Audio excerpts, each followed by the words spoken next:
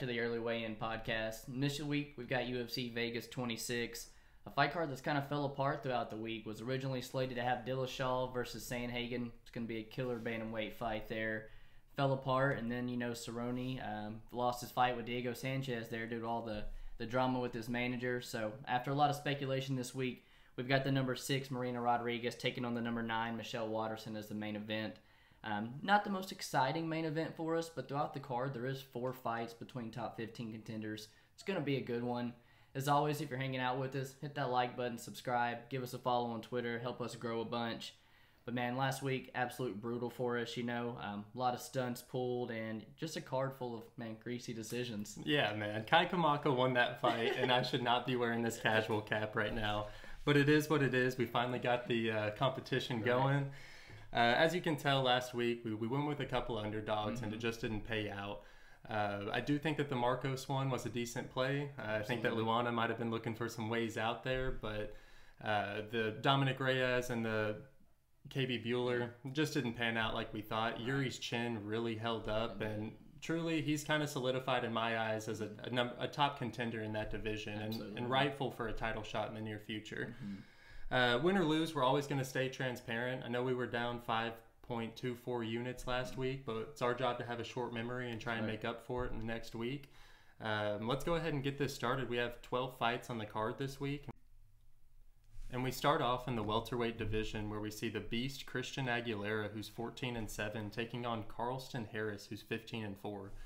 Christian Aguilera, he's coming out of LFA, and it's kind of hard to gauge where he's at with his first 2 fights. In his first fight with Anthony Ivy, who's no longer in the UFC, he goes out and starches him. And then in that second fight with Sean Brady, it's a ginormous step up in competition, and gets choked out in round 2 and really didn't put up much of a fight. You take a step back at his career looking at it before the UFC, and he's 3-3 in his last 6. That's not something that you like to see with somebody coming into the UFC. On IG, it looks like he's been trying to patch some of the holes in his wrestling game with Team Oyama and One Jitsu. I do think that that's probably where he had the most problems, and facing somebody like Carlston Harris, who has that constant takedown pressure threat, that's something he's definitely going to need to improve on. Carlston Harris, he's one of those guys who has a wrestling base and is really ready to embrace that grind. We only got a few tapes to watch on him, one of them being all the way back in 2017 with Carl Booth, where he, for 5 rounds, made it boring, man. He does not care if it's a boring fight. He's just trying to win rounds. And, he really... I think that shows a level of maturity that I do like coming into the UFC here. Even in his last one, which happened this year against Saigid Ismagayemov, he was able to kind of lull him to sleep and ultimately get this submission Darce choke that he uses his really long arms to get. And that's something else you kind of see over the course of his career, is utilizing his body composition to kind of get the submissions that he wants. Yeah, man. With Aguilera, you touched on the Team Oyama, guys like Ricky Simone and stuff. They're helping him sharp up that grappling. You touched about really not being able to gauge him. Have that written down, man. It reminds me of like Jason Witt's career so far and how he first came in. He came in short notice, gets starts really early by, I think, Takashi Sato. And then next fight, he's, taking on some scrub that he's going to dominate. It's kind of been the same with Aguilera, like you talked about. Anthony Ivy goes down with 1 punch, and then he loses the Sean Brady fight 10 out of 10 times. He's just not ready for that type of competition. But on the feet, a ton of movement. He really feints super well, fights behind his jab, has a really, really good lead left hook. And, technique-wise on the feet, I do favor Christian Aguilera here. But, durability's kind of been a little issue of him. Not all knockouts, but he has been finished inside the distance, like 5 of his 7 losses there. He's at quite a bit of a size disadvantage. I think he's going to have trouble finding himself, getting off his back or on the fence. On the side with Harris, the newcomer out of Sao Paulo, Brazil, I didn't even really know much about this guy at all until going into tape study this week. But, looking back, he's got a win over Michel Pereira in the UFC now, and he's won 7 of his last 8. And like you talked about, usually a decision machine and doesn't like to make things boring. He's finished his last 3 fights in a row, with the most recent one being over the, not even going to try to pronounce it, the 17-1 Russian, just back in January, where we've seen him fight way more consistently than just once a year. And Dana White was in the front row, maybe there to watch the 17-1 Russian. But, that's how Harris is going to get his spot there. Jumps up, asks Dana White for the spot, and, he's got it debuting here on, the first fight of the night. He's a little sloppy on the feet. He fights behind a really, really long jab, but he throws out. He's got a good body kick, but just the grappling pressure that this guy comes out with is unreal. I don't want to compare him to Khabib or anything or Curtis Blades, but you're right. He doesn't mind making it boring to win rounds and lay on top of you with that size and length. I like Carlston Harris probably to win a decision here. And what's crappiest about Carlston is that even his loss back in 2018, we can't find tape on it, and that's something that you really want to see because you can kind of see the holes. But we think that stylistically, Harris has all the tools to beat somebody like Aguilera, which is why we've already made a play on him. I think we put 1.5 units at minus 140 or something like that. So to win a little over 1 unit, I know you don't really like to go heavy on a UFC newcomer who's not proven much, but stylistically, man, I love this fight. Great matchup. Our second fight of the night's an exciting matchup in the middleweight division where we see Tafon Nchukwi, who is 5-0, taking on Jun Park, who's 12-4. And currently Nchukwi sitting at the minus 140 favorite, Park the plus 120 slight underdog there. With Tafon, he's only 5-0 in MMA, but he does have the Muay Thai background. He's got the Contender Series, pressure experience underneath his belt. And a 26 out of Team Lloyd Irvin. Expect improvements, each time this guy steps in the, in the training gym. He's kind of taken the cannoneer approach to his career a little bit. You see him fighting at 220, then at the 205, now at the 185. And if this power and cardio can translate, he could be a problem, going forward. You look at the guy's last 3 opponents, and William Knight, the Al Mateo guy on Contender Series, and Jamie Pickett, they all got double the fight experience he does at the time fighting them. And he always comes in great shape, has a good get-up game, and doesn't really accept being on his back. On the side of Jun Park, he came into the UFC, hot 7-fight win streak, but was turned away there by Fluffy Hernandez by submission. Also got a submission loss to Shavkat Rakhmonov, which both those fights, losses have kind of aged well after Fluffy submits a world champion black belt in his last time out. For sure. But you talk about a fighter on my shit list, and it's Jun Park, man. I saw someone earlier in the week say something about he should be in prison for not finishing John Phillips. I could not agree more, man. I know we bet the under 2.5, I think, in that fight, just screaming for him to do something. But, he is a decent boxer. He sets a lot of things up just to set up his entries there. He doesn't really put himself in a lot of danger on the feet, and that chin's always checked out, never being KO'd. No shock what he's probably going to try to do here with 9 takedowns, combined against Phillips and Barrial out there. But I think Tafon, man, I think he's a better, got better takedown defense than both of those, and he can keep it on the feet. I like Tafon here, man. How do you see this one? Yeah, so I think this one's it's going to be competitive, and I think it's probably lined appropriately, but Park is my dog of the week. I'm not going to be betting on him hard, but I do think that he probably has the best shot out of anybody on this card. You talked about Tafon, being green as far as MMA experience, only 4 years, and professional for only 2 of those. Right. You talked about his Muay Thai background. He was 13-1, really successful career there. And like you said, he kind of had the exact opposite career of Jake Collier, where he's coming down from heavyweight and fighting all the way down at 185. And he's built like an absolute tank, man, and definitely has the power to match it. Up until this point, he was usually known for those quick KOs. But after that Jamie Pickett fight at 26 years old, he's really answered those questions, that he is making those improvements and that he can go 3 rounds even with that muscle on him. He, as I saw, I think it was in his Contender Series fight, he can be creative, man. He can throw a spinning back fist here or there, a spinning elbow that can catch you off guard, which is something that Jun Park will definitely have to watch out for. You talked about him, getting out wrestled in the Fluffy fight, and then it was like he decided to start to add that into his game plan. And he got the 5 takedowns in the Beirut fight, which, in my opinion, I think Beirut is comparable, just as good as Tafon as far as the takedown defense. I think he's one of the bigger 185ers in the division and has that get-up game, which is why you saw Park have to take him down 5 different times. Park, he is willing to stand and bang, and in the clinch, he can throw some crisp, fast boxing combinations to get over that clinch. And he has a win over Ray Cooper III, who we just saw get a win. $1 million on PFL last year. Yes, sir. And I mean, that's aging well. That's aging really well. I do think that Tafon is going to be able to stuff the majority of Park's takedowns, and which is why my biggest play on this fight is the fight doesn't go the distance at -120. I think we're getting a steal, and you know how I like my 185 unders. Yeah, man. You talk about, Young Park in the clinch. Tafon in the clinch, especially in the Jamie Pickett fight, was nasty. He was throwing a ton of knees, a bunch of good dirty boxing. He ends his combos with that head kick, nasty.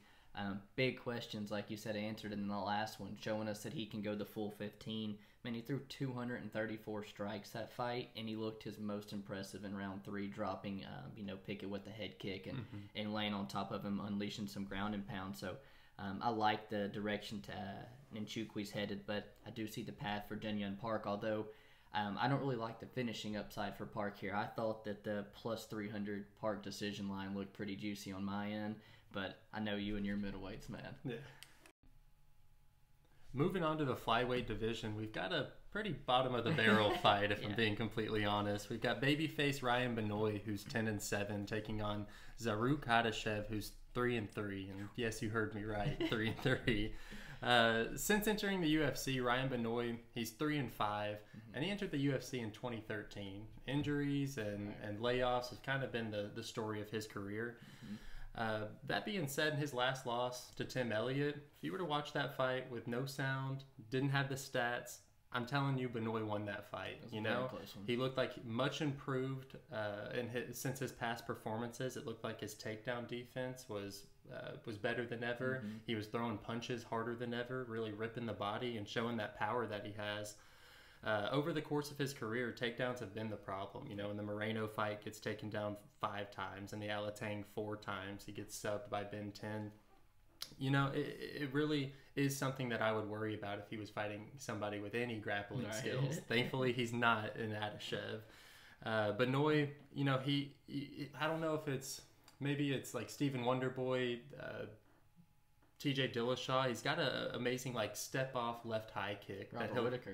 Robert Whitaker, that's a perfect example, that he caught Mokhtarian with and almost dropped Tim Elliott with. I was about to say, almost Tim Elliott. Yes, and I could definitely see him getting Adashev here with that.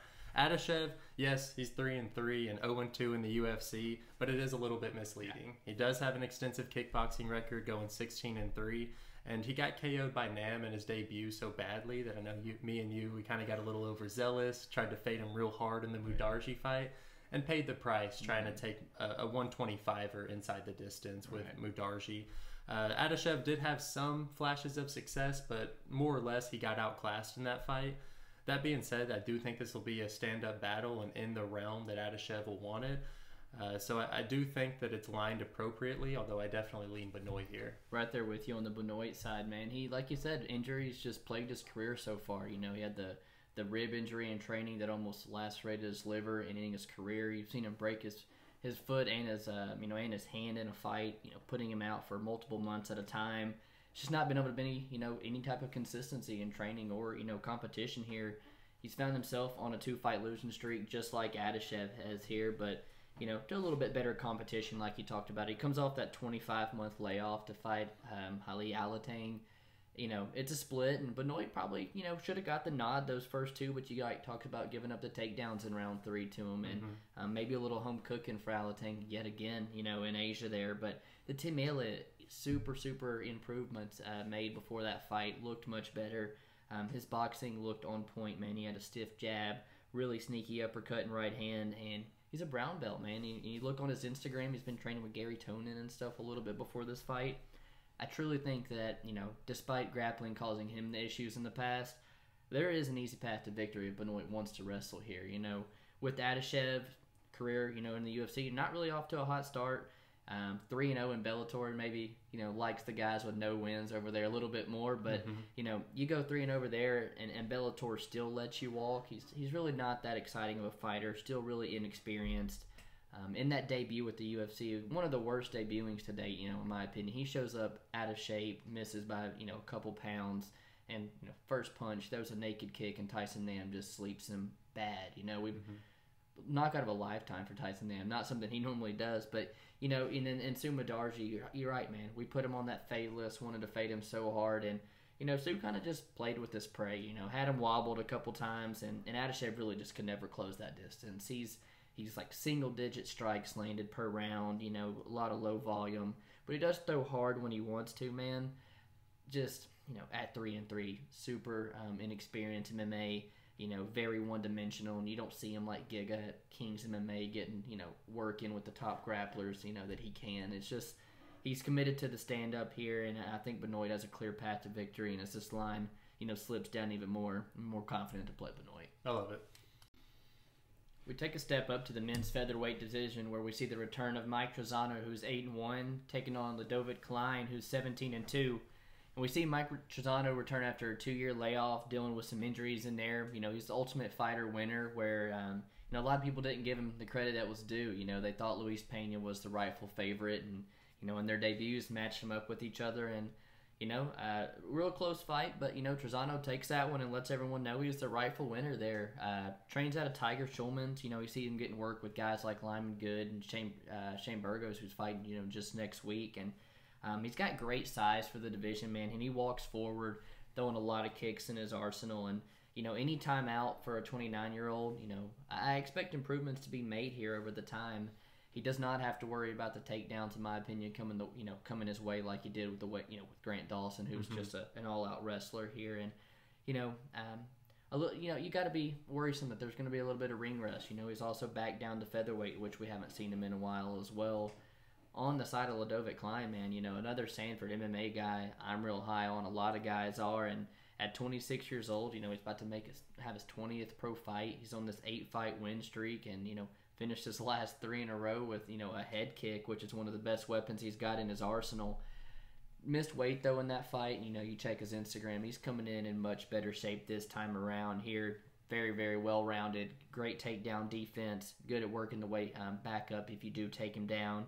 And he's just so technical on the feet, man. And he really, really likes to fight, you know, orthodox fighters like Trizano, where that body kick is just going to be open for him. Just so perfect at setting up, you know, to switch levels with it and ultimately land that head kick. You know, I think it is a little tricky here to parlay Klein, as he's not really shown all that much to, you know, to deserve that minus 250 and stuff. It's a little tricky here, but definitely do lean with the Klein side, man. How about you? I also am leaning Klein. Trizano, you know, has yet to really have a convincing win over legit competition. Yeah. You know, even the John Gunther fight, like, I need you to finish John Gunther if you're going to be somebody who's going to be a staple in the UFC. He is one of those grindy fighters, kind of takes the same approach as Carlston. Yeah. He'll work you up against the cage, and I guess that's more than likely where he'll find success if he is going to find success against Klein. I do know in that Dawson fight, he stuck him with a couple of good jabs, and I mean, really started working it, and it kind of looked like maybe the tides were turning a little bit, but really didn't have much to offer against Dawson, although Dawson's a huge step up from Pena, in my opinion.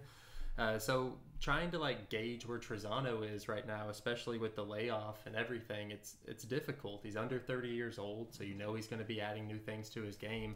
And who knows, he might come out here against Klein and have a completely different approach to fighting.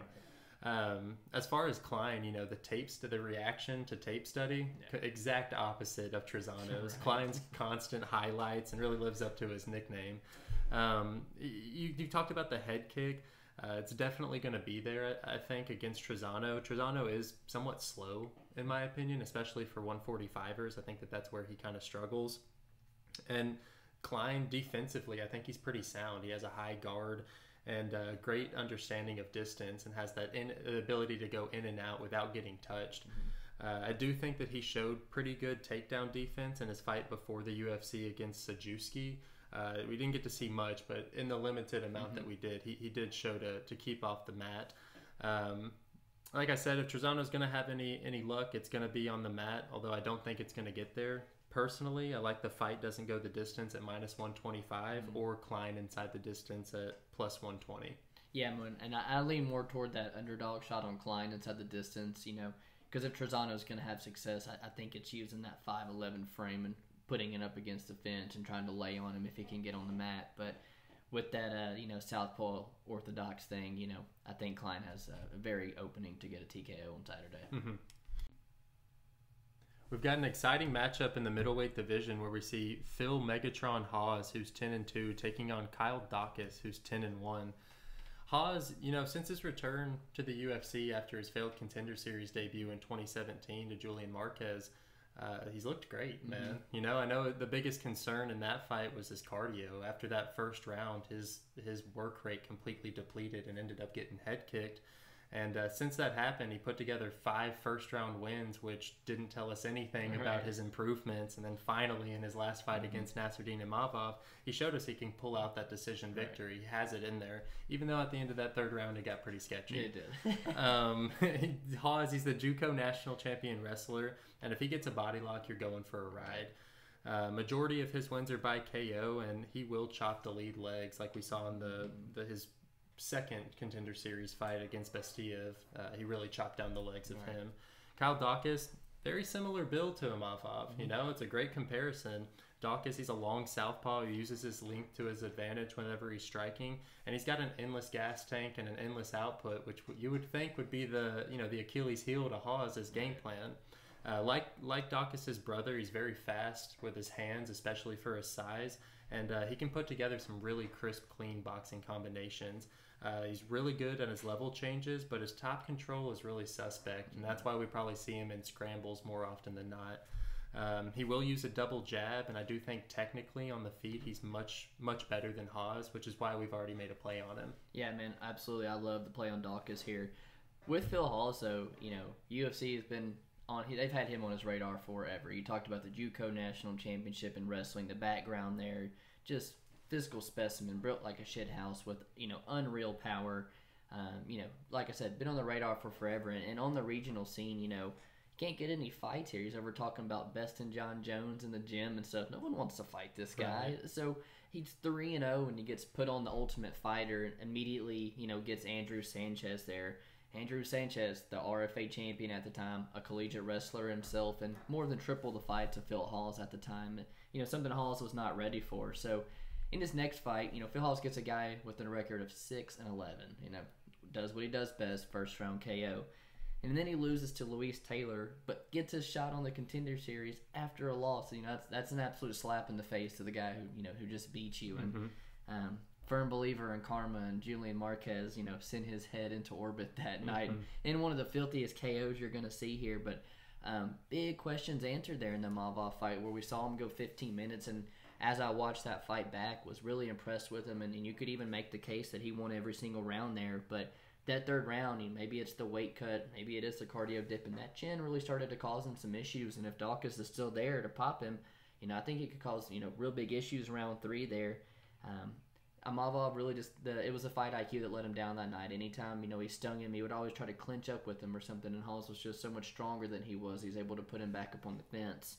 With Daukaus, though, you talk about training with strong guys. His brother's a top 10 heavyweight there. They train out of Martinez, BJJ, and Philly, both black belts.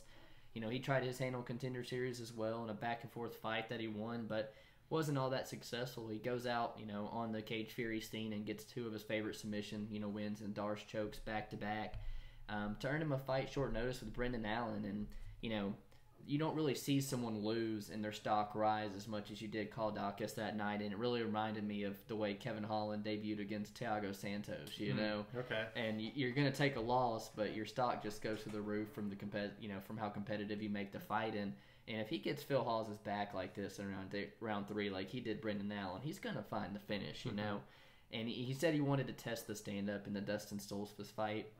The boxing looked much improved. The left hand from southpaw, the nasty body kick, and the takedown was always there to fall back on, And he's been the one that's in camp. He just had the Kizriev fight fall apart, so he's been in camp here a lot. And man, I really do like our 2-unit play on Daukaus. And if you're ever going to give me plus 500, plus 600 for a Phil Hawes first round TKO, it's always a nice edge, man. Yeah, this will be our 2nd time trying to fade Hawes, and hopefully we're successful. But we are kind of, like you said, making that hedge to kind of cover us on the tail end, and we'll only lose like 0.1 unit if he does win. Absolutely, and I think that's one of the smartest hedges you can make with someone like Phil Hawes. Love it. The prelim main event, we see the first set of heavyweights in the night, where we see Ben Rothwell, who's 38-13, taking on Phlipe Lens, who's 14-5. A fight rescheduled, supposed to take place back in March there. We saw our Ben Rothwell fight, our bet get canceled there. So something we've already released back out there as well. Ben Rothwell, kind of in a tricky spot. You know, he's lost 4 of his last 6 fights. He's been in the UFC since 2019 and probably gets paid pretty decently. So, you know, when you see guys like Junior Dos Santos and Overeem getting cut, you know, Ben Rothwell being in the spot he is, he's, you know, probably not a roster spot left, kind of what I'm getting at if he were to lose one here. And at his age, he's definitely losing a lot of speed to his game here, and the cardio has really never been the best here. But he is one of the most durable heavyweights that there is, man. Last time he'd been KO'd, I think, was in his debut in 2009 by Cain Velasquez, who, you know, that KO obviously aged well, the form Cain was in that time. But what he does best, man, he puts you up against the cage. He lands that sneaky uppercut, good right hand that he has, and really likes to wear on you. With Rothwell, you know, you see that he owns his own gym. So, you know, you've never seen improvements from Rothwell, and that could be evidently why I don't see many bodies in the gym who are 6'4" with an 80-inch reach that can, you know, give Ben Rothwell the rounds he needs to make improvements there. With Phlipe Lins, you know, I question it. I know he's got to question why you moved from PFL after winning $1 million. You know, you lose to Arlovsky, and then Tanner Boser really don't knock anybody out, and he shuts your lights out. The age, you saw the testing pool, but, you know, at 35, you've seen Brazilians kind of dip off quick toward the tail end of their career. You know, he's just not looked the same to me that he used to over in PFL. He just kind of throws wild 3-4 punch hooks at you.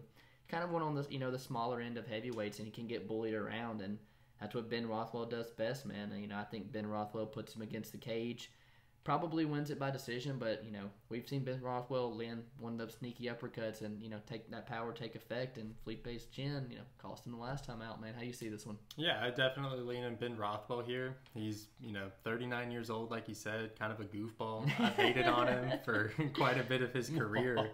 Yeah, absolutely not a fan of him as far as a person. But here, I think he's going to have some success. You know, you like you said, you know what to expect from him, kind of that like jerky, oddly timed striking from him, and really just trying to utilize his size to like smother his opponents. Yeah.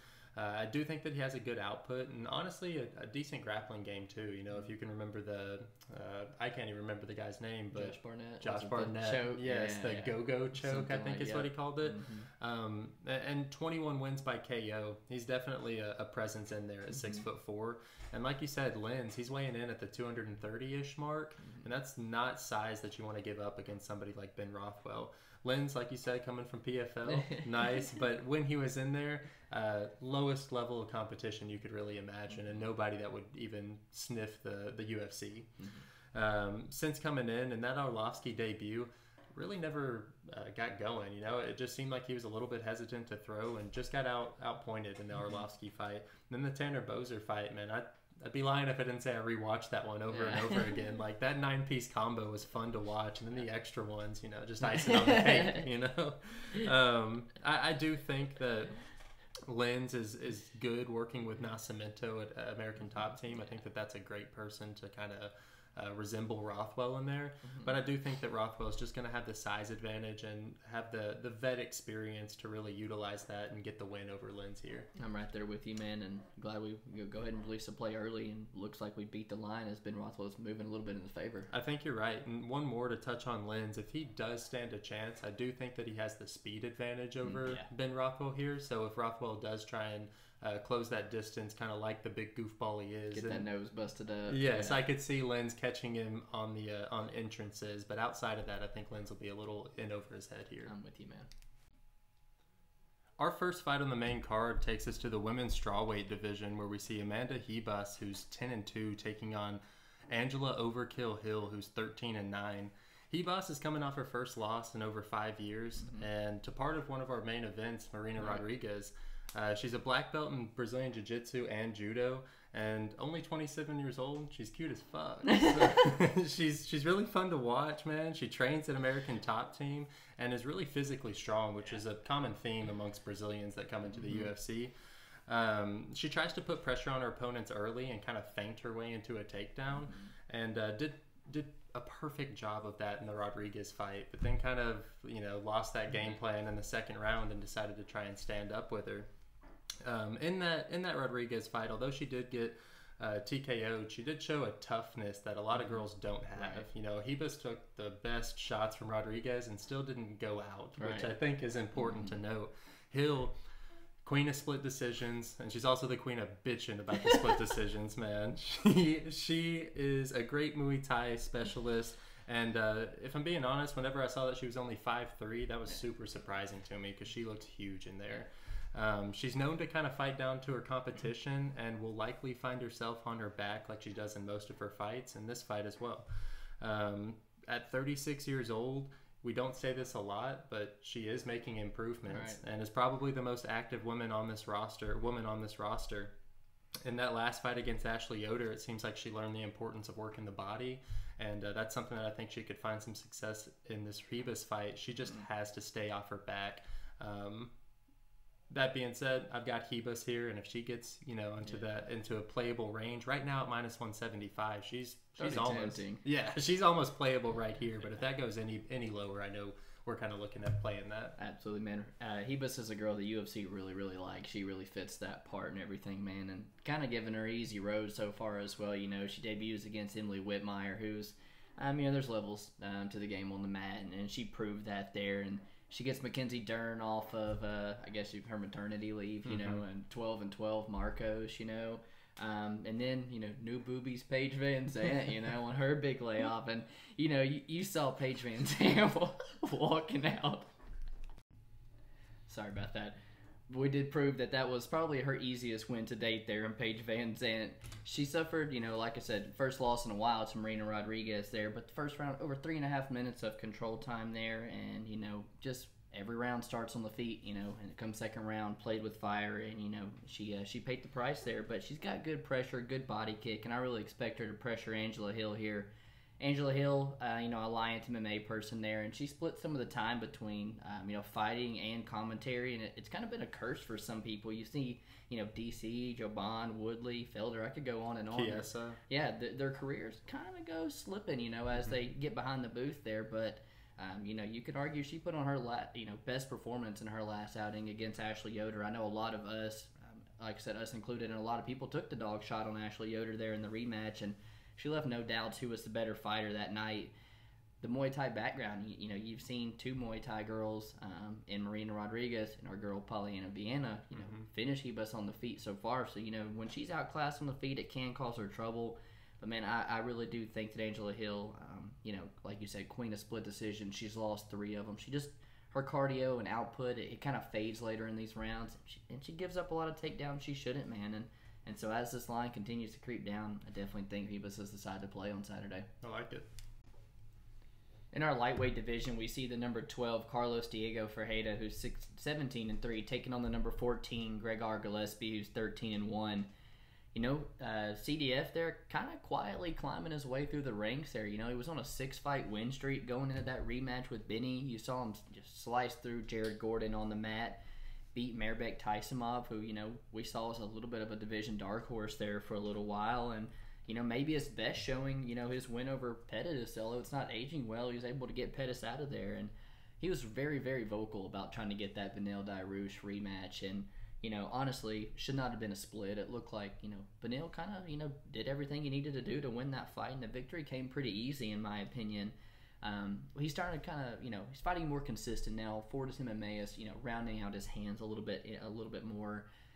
He's a third-degree black belt, heavy on top. He really relies on that ground and pound to set up the submission. But, he's definitely the best grappler, I guess you could say, that Gregor's fought. But you can say the same, for him. And Gillespie is the best grappler he's fought here. And I know Gregor was supposed to take on Brad Riddell a couple weeks ago, and Brad Riddell definitely offers more on the feet, but some are saying that this is a little bit tougher matchup for Gregor here. He's still trying to get back to the octagon after, his highlight reel loss to Kevin Lee there. It's going to live on for ages, basically, but Gregor has a great mindset about that, in my opinion. He said to him, he said Kevin Lee landed a perfect shot, and it was much more easy for him to accept that than to get beat up for 15 minutes knowing no weapons that he had in his arsenal would be working. And he put it in the past a long time ago, and he looks phenomenal on Instagram. We've talked about how he didn't think he could look in any better shape than last time. He looks, absolutely phenomenal, dude. Makes you feel like a lazy POS if you follow him on Instagram and stuff. And his jab looked good in the Kevin Lee fight. Can't wait for the improvements, that this guy's made. Like I said, I know at 34 years old, but he's in peak physical condition. It reminds me of Brian Ortega coming back a little bit, as we could see Gregor Gillespie make huge improvements and really have an easy win on Saturday. And I'm really confident, man, and I'm really glad he's back because he's one of our fan favorites. Yeah, man. Our bet of the night on Gregor, like you said, 34 years old. Both these guys are late bloomers in the UFC. Gregor, you know, that first career loss, 2-year layoffs are okay with me when it's before 30 years old. That's not the case here, but Gregor, like you said, he's the exception in this case. It's somebody who I don't think has fallen off at all with his age. Doesn't let himself get out of shape. Nothing. Yeah, it's not like he's you know, pulling a Dillashaw a little bit, you know. Yeah, Dillashaw or Masvidal. I'm trying to think. Yes, there we go. Masvidal's a perfect example. Where at a competition, he really lets himself go. Gregor has that relentless takedown pressure, which I know, and looking back, it was so premature. But during his come up in the UFC, we were comparing him to Khabib, saying that stylistically, he's a great matchup for Khabib. And, you know, depending on how he comes out and looks here, I think that could still hold true. He does tend to fall in love with boxing a little bit more than he should. Like, he knows what his bread and butter is, and I'd be a little bit happier if he stuck to it. As we saw in the Jason Gonzalez fight, that was one where he was whooping ass, but then towards the end in that finishing sequence decided to get into a slugfest and got caught with a lot of shots that I didn't fall in love with during this tape study. And then in the Kevin Lee fight, yeah, he landed some jabs, but I think Kevin Lee probably got the better of him, and it just seems like another time where Gillespie maybe fell in love with his boxing a little bit too much. I think he has the tools, if he uses his offensive wrestling here against Diego Ferreira, to completely mess up Ferreira's game. As we've seen in the past with Neal, he struggles the most whenever he has to use his own defensive wrestling. And that's something that Gillespie could really capitalize on. You know, you touched on Ferreira being a third-degree black belt. But, you know, over the course of his career, he never won a major tournament. He is that upper echelon black belt, but I do think that there's holes in that game. Then, you know, his striking in that Pettis fight, we saw like a Royce Gracie approach where he's lifting his lead leg to try and close the distance, and it just looks a little amateurish, especially in 2021 where we've seen people completely round out their games. I do think that we're starting to see a little bit of the 36-year-old Ferreira kind of show here. And if he doesn't come out with anything new, I think that this could be a really easy night for Gillespie. I'm with you, man. He is not good off his back. You don't see him submitting really anybody off his back throughout his career, and the offensive wrestling of Gregor is just going to be too much. You've seen CDF hurt to the body numerous times as well with shots, and man, if Zarrukh can put together chain wrestling attempts to get this guy to the mat, I really do feel like Gregor Gillespie could have his way with him. There's one other thing I'd like to note is we talked about Gillespie staying in shape. He's going to have the cardio edge here, and Ferreira has notably had problems with weight cutting in the past. He missed in the Rustam Kabalov fight and then actually got pulled in his fight with Trinaldo due to weight cutting issues. And at 36 years old, that's not going to get any easier, and he's in the same weight class. So we could definitely see that come into play a factor come weigh-ins. Absolutely. Moving up to the heavyweight division, we see Maurice Greene, who is 9-5, taking on Marcos Rogerio de Lima, who is 17-7-1. And damn, do the UFC do him dirty with this profile picture here, man. Gotta take a new one there, Maurice Greene. But you know, he's got an unreal frame, and I know we talk about it all the time. We can't wait for a guy to come into the UFC with a frame like Maurice Greene, but have that athleticism and power, you know, that he just lacks. You saw him on the, you know, Ultimate Fighter season walking around with cigars in his hand and constantly with a beer in his hand and never really seemed to take it serious. But, you know, now he's moved his family and everything out to Albuquerque, New Mexico, training full-time out of Jackson Wink MMA. And, you know, you look on his Instagram and he's got a six-pack, man. Looks in a lot better shape this time around here. But he's still real slow, man. His striking defense is not that bad. And losing 3 of your last 4 fights with the 1 win coming off a fluke submission to the exhausted Gian Vellante, you know, his back's really against the wall there, and he knows it. With Rogerio de Lima, you know, a heavyweight training out of American Top Team there where there's countless bodies of heavyweights to train with. But his most recent loss is coming to Alexander Romanov there, who, you know, a really dangerous wrestler and just downright a terrible matchup for de Lima all around there. But he's an ex-light heavyweight. He's got great speed. His hands are really deceptively fast, and he'll always throw in combinations with nasty hooks. Always, you know, what I like about him, he's always beating up the lead leg, whether it's chopping down the outside, whether it's disrupting your timing on the lead leg. It's one of his best weapons here, and he's lost 5 of his 7 losses there by submission. I just don't see Maurice Greene offering that wrestling threat that all these other guys have, and man, I don't ever want to pay -200 for someone like Rogerio de Lima, but I do favor him here, man. What about you? Yeah, I also favor him. You talk about bottom of the barrel. As far as heavyweights go, you're scraping it right here. How's this on the main card? Yeah. Like you said, Greene, he should probably be 0-4 in his last 4 right now. Got bailed out in that Volante fight. And, lately it's been tough to draw any positives from his performances. Especially when he's backed up against the cage. It seems like he's just another one of those fighters who, mentally, he's just not really there. He's not a bully. He doesn't get hit well, and sort of like Khalil Roundtree. It just doesn't work out when he gets hit. Yeah, he doesn't wear damage well. At 6'7", he's extremely long and has that glory kickboxing background. Which, if he comes out like he did in the Jeff Hughes fight or the Junior Albany fight, he could cause some problems with people. Like, he has shown glimpses of being a killer at 6'7" heavyweight. Right. But we just have not seen that since 2019, or since Sergey Pavlovich, that loss. We haven't seen that. The Marcos Rogerio de Lima, only 6'1", and for an ex-light heavyweight, he actually filled out relatively well. Had that tough opponent against Romanov, but had some flashes of success. I know he landed a couple of those leg kicks, and it had both of us sweating a little bit. We had plays on Romanov, and that one, I truly do think if he lands a couple of those leg kicks on somebody like Maurice Greene, he's going to make him fall. That's a big man with a lot of leg to kick, and I think that's something de Lima could really capitalize on. You talked about de Lima, 48% takedown defense and 6 losses by submission. That's not something you want to see. Thankfully, Maurice Greene has 0 wrestling offense, and truly, I don't see how he gets this fight to the ground. Shout out to MMA Kelton. He tweeted out earlier this week, am I really thinking about a submission on Greene? I understand it. I get where you're coming from, especially with Greene having some slick work off his back. The majority of his wins mess up. Right. I definitely see where that thought process is coming to, but I do think that de Lima has enough explosion to get up if he does get taken down, and enough power on the feet that he's going to end up chopping down Greene or knocking him out. Yeah, and he's not known for having the best cardio, but I do, like I said, I lean de Lima all the way here, but I wouldn't lie to say a live bet on Maurice Greene after round 1 or something. If he's made Marcos work a whole bunch, wouldn't be interesting to me a little bit. I don't hate that. We go to the welterweight division where we see the Haitian sensation Neal Magny, who's 24-8, taking on hands of steel Geoff Neal, who's 13-3. Neal Magny, monstrous for the division, 6'3" with an 80-inch reach, and really knows how to use it to his advantage. He prefers to stay at distance and kind of pick you apart, but he's not afraid to bust out a takedown of his own, which is something that people don't talk about enough.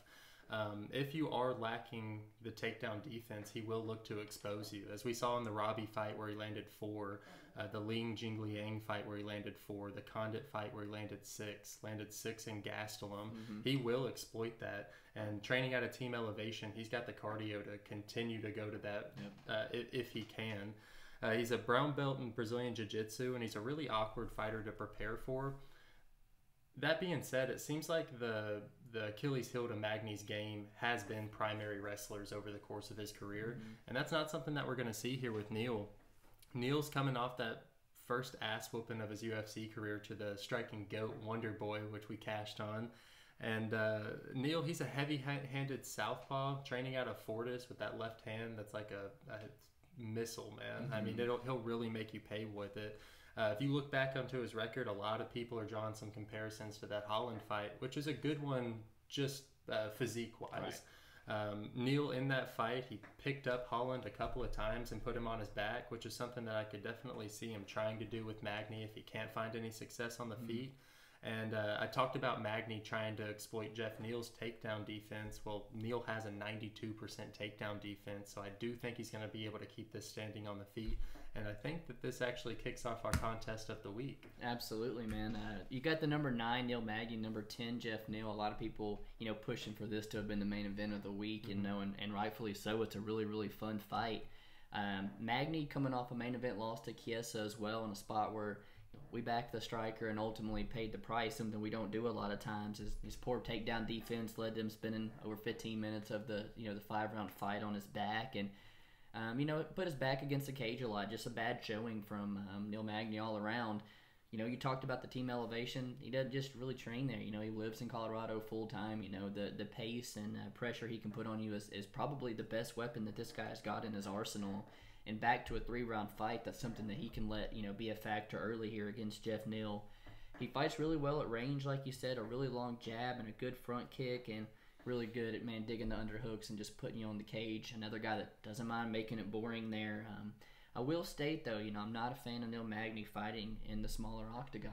It's something that he really does like to use his footwork and movement to keep at range, and I really do feel like, though, if he can keep that range and not get any stupid exchanges, stylistically, it's a really good matchup for Magny here. And Geoff Neal, you talked about coming off the loss to Wonderboy, and we saw a lot of people all over Geoff Neal. And, like I said, another case of we told you so, man. You're going to go out here and strike with the best striker of their division, a top 5 striker in the UFC. It's just not going to happen.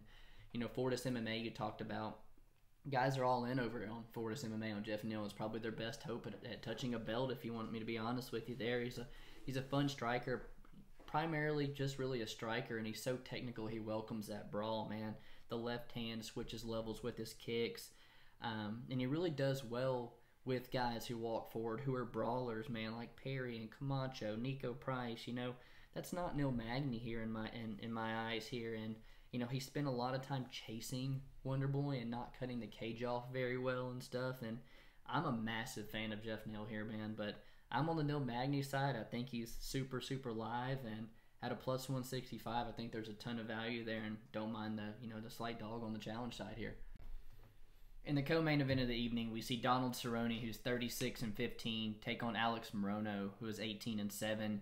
You had Donald Cerrone supposed to take on Diego Sanchez in this fight, which could have possibly been a retirement fight for the both of them. And I don't really want to get into how weird fucking Diego's coach is and stuff. You all seen all the stuff there, and ultimately parting ways with the UFC. And we see Morono stepping here on, I think just yesterday, stepping in, taking up on short notice. No shocker, Cowboy accepts that. But Morono's been in the gym training with with Carlos Diego Ferreira, with Geoff Neal and stuff. So you gotta imagine that he's ready here. With Cerrone at 36th, 37th walk to the UFC here, I think he's back to tying it with Jim Miller here, and I almost wish these guys would just agree to leave it a tie, because you see less success out of each of them the more they step out there at their old age, man. But Cowboy, super technical on the feet, great Muay Thai background, leg bouncing, pumps out the jab, works the body, ends his combos well with kicks, but man, should be on a 5-fight losing streak right now, and gifted that draw there against Nico, in my opinion. But his resume is top notch. It's one of the absolute best you're going to see, and one that Alex Morono is never going to see. With Cowboy though, he's a slow starter. He really, he has to take that time to get his striking reads on the feet. And when you see guys like Gaethje and Conor go after him early, it really causes us some issues here. And at 170, he hasn't really seemed to deal with that physicality well. He's not as active. That body doesn't seem to be as durable anymore. With Alex Morono, like I said, working at Fortis MMA with a good coach, good training partners and stuff. But, he's been around the well for, since 2016. He's just not really been able to get anything going here. He's lost 2 of his last 3, where I think fight IQ has really been the biggest issue for him here. It's the Reese McKee spent way too much time on the feet striking with him before he decided to take him down, where ultimately he was having a ton of success. And, he decides to strike with Chaos Williams, pays the price, and in the 3rd round with Anthony Pettis, in a fight that he's winning, gives up some stupid reversal and ends up being on his back the rest of the 3rd round there. I like Cowboy here, man. I really do. I don't know how Morono wins this one. Is he going to, does he have the gas tank to come out here and wrestle with Cerrone, who's also a BJ Black Belt? I don't know, and you damn sure don't want to strike with Cerrone, so, I hope it, I wish I would have got a little earlier here, man, because I like the Donald Cerrone side here. Yeah, I also like the Donald Cerrone side, which, you're not going to hear often from me, to be honest with you. He, in these 5 fights that he's losing, it's not like he's getting taken down and wrestled. He's got a 73% takedown defense. He's just getting outstruck. And it seems to be, the majority of the time he really struggles right off the jump. Getting started, it's like he has to eat a whole bunch of shots just to wake him up. Mm-hmm. And he's open about that, having those pre-fight jitters and always being nervous. So, kind of weird for Cowboy, who's fought so many 37th UFC appearance. Right. It's insane to think that he's still having those jitters. I think that he's, right here, I think that he's kind of got Morono outclassed everywhere. When it's on the feet, I think that he has much cleaner striking, and he'll eventually land that sneaky head kick that we've seen him land a couple of times. And I do think that he could look to invest on the calf kick really early in this fight against Morono, who is notably a flat-footed fighter. Yeah. Morono is a veteran himself in the UFC, this being his 12th walk. And he's actually known for his fast starts, which is one thing that I'm a little bit worried about. Morono does have 4 wins under 90 seconds, and that could be a problem for Cerrone, and definitely the best possible way for Morono to get a W here. Like you said, Morono does have the second-degree black belt, but his wrestling skills are not up to par. I truly don't think he's going to be able to take Cerrone down. Morono right now has a 28% takedown efficiency, and he usually looks just to capitalize on the mistakes of his opponents, like in the Pettis fight in that first round. There was a slip on a head kick, and then Morono rides him out for the rest of the round. Those are the opportunities that he looks for. When he is striking, he charges in with long, sloppier combinations, and it's just something I could definitely see Cerrone making him pay for as the fight goes on and Cerrone starts to find that timing. This fight, yeah, man, I'm with you. Cerrone should be the favorite here, and right now he's a minus. Oh, you can get him at minus 158 right now. We might make that play after the podcast here. I don't mind that. And that's actually on FanDuel, something we can hop right on the phone and play right now. Yeah, I like that.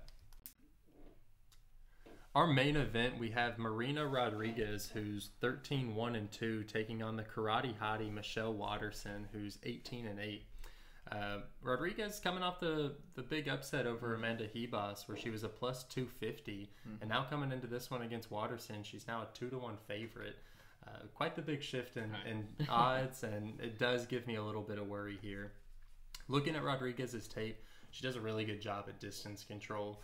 I kind of, compared her to John Jones, where she will utilize her reach and kind of extend her arm away while she's circling out to not even give him a chance to touch her while she's keeping distance. She also did a really good job at framing off the shoulders of Ribas and to try and maintain distance. And like I said, her goal here is to just keep it at range and pick Michelle Waterson apart. She, over the course of her career, has kind of had some problems with getting taken down and staying on her back, which is what we saw in that first round of the Ribas fight. Ribas was fighting the perfect fight and then just decided to try and stand and bang with Rodriguez. Rodriguez, she lost that split decision to Esparza, where she's doing a lot of damage off her back. Yeah. That doesn't justify a 60% takedown defense in my head. That's really good to see, but it's like, just because Kevin Holland knocked out Souza off his back doesn't mean that it's going to translate in the Brunson fight or the Vettori fight after that, Waterson, 35, still hot as ever, training at Jackson Wink, and I wouldn't expect many additions to her game. One, coming from Jackson Wink, and two, being that old. This is the 4th time Michelle Waterson has headlined a card. Yes, I admit that, 4th time. She is moving up to 125 for the 2nd time in her career, but this is the 1st time she's moved up to flyweight in 13 years. She's an ex-atomweight, and here recently she's kind of relied on her grappling more and more and more, and I can expect her to try and get that in this fight.